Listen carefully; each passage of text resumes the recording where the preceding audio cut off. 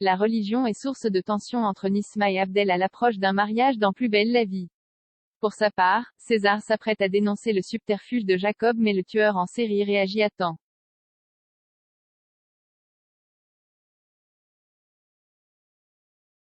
Abdel fait un pas en avant.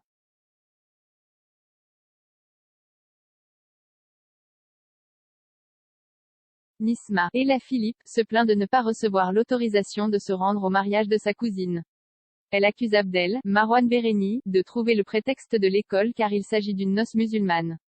L'avocat concède qu'il n'est pas à l'aise d'envoyer l'adolescente à une cérémonie pour laquelle le mari a 35 ans et son épouse seulement 18. Allison estime qu'il fait des raccourcis quand Abdel sous-entend qu'il pourrait s'agir d'un mariage arrangé voire forcé.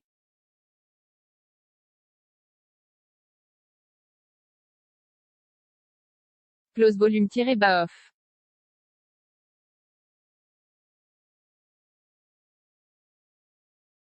Finalement, grâce au père de sa meilleure amie, Nisma peut être conduite à la cérémonie. Au moment du départ, Abdel se rend sur place et propose à la sœur de Bilal de l'emmener. Il lui promet de n'émettre aucun jugement. Va-t-il tenir parole?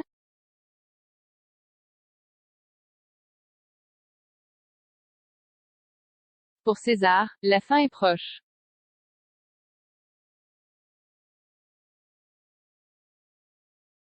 César, Grant Lawrence, craint pour la vie de son oncle.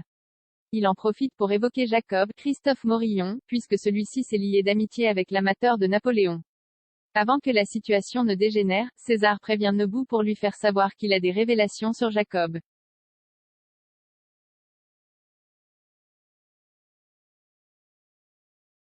Au commissariat, Nebou demande à Kevin, Théo Bertrand, si César peut être un témoin fiable mais le gardien de la paix botte en touche.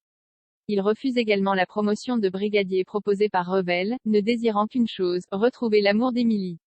César, lui, n'a pas le temps de témoigner puisqu'il est enlevé par Jacob à quelques mètres de l'entrée du commissariat.